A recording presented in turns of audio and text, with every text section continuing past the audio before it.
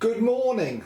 You will often have heard me say about the danger of using track programs like SCARM that are supposed to be useful for the beginner, and in my view they're not. And I've often said they will tell you what will fit into a space but not what a loco will run well on, and that's the truth. I believe track programs are great for modelers who know what they're doing and understand what locos need, but for newbies, before you bolt the track down, make sure your locos will run on it. And I will show you exactly why, and the parts of my track that are rubbish, they are rubbish even though it's my track, because I relied on a program. Because when we built this area here, which I just got back into modelling. Last time I did modelling was about 1977 when I was almost a teenager, and I came back in and I took the advice and I was told to use SCARM, and I will show you what exactly is wrong with my model railway. Now here, this is a radius 2 curve point onto a radius 2.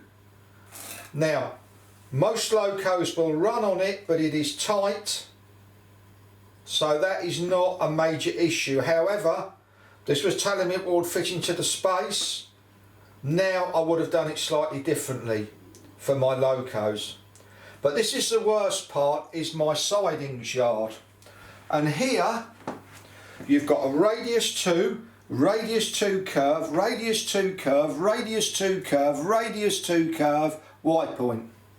And this is really tight. If you look at my video of Chamasair, you will see exactly what the problem is. Some of my high-end top-link locos really struggle, or they derail, or they're really slow. And I just did what would fit into a space. This area here, planned it out, looks lovely. Now here, this area, now this is where knowledge comes in. This part of the plan was fine. That's radius 2, radius 3 curve point, and I used set track points. And they fitted in and all the locos would go in and out. But now I know about streamline points, a long streamline curve point and a short streamline point. It's more realistic and the locos run a lot better. This part here, using SCARM, absolutely fine. Set track points, everything will go round it.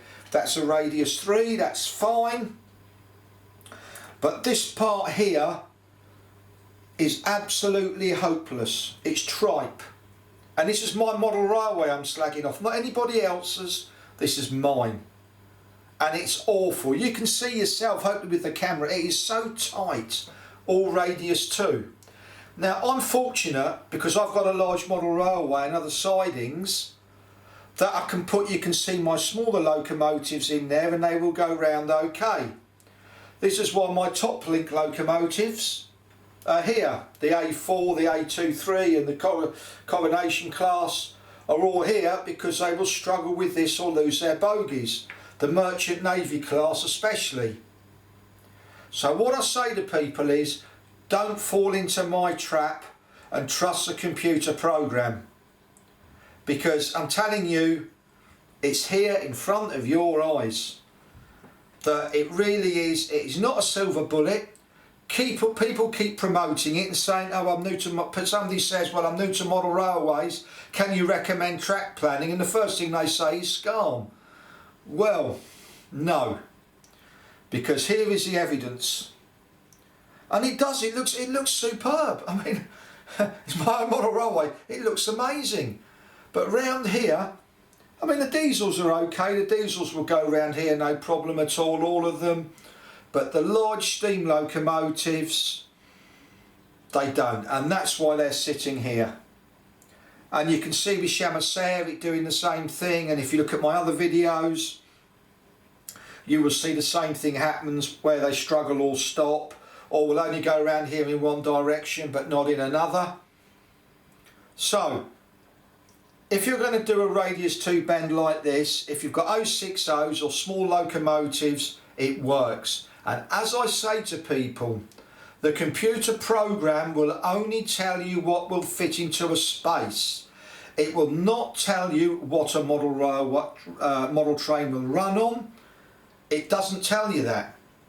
It is not a silver bullet. So my advice to anybody is, if you're going to use a computer program to program your model railway track, before you bolt it down, make sure the locos you have will run on that track in both directions. Tender first, swap it round in the other way, but beware.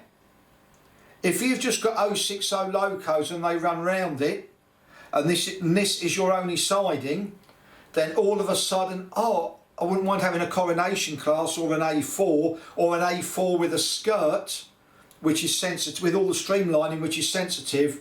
You're not going to be able to do it.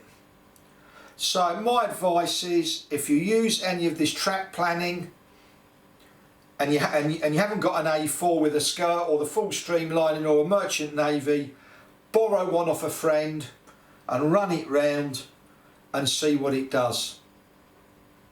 Now people might say, well, why haven't you ripped it up and started again? And I did think about that.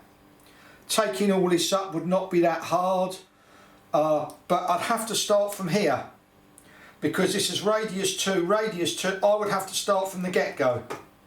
I would have to come up here, I could leave that, I would then have to take it off the bend here, come across to here. It's an awful lot of work. It doesn't look it, but it is an awful lot of work. There's loads of points, 1, 2, 3, 4, 5, 6, 7, 8. There's about 20 points that I'd have to mess with.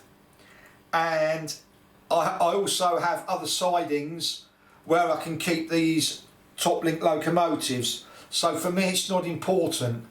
But if you're somebody and this is your only loop, if it's my only loop, it would be a different matter. I'd have taken the whole lot up. Anyway, thank you for watching, and I hope a longer explanation of why I say the computer programs, don't trust them, and you will see why, because it's on my model railway. Thank you, and I hope this has been of help. Thank you.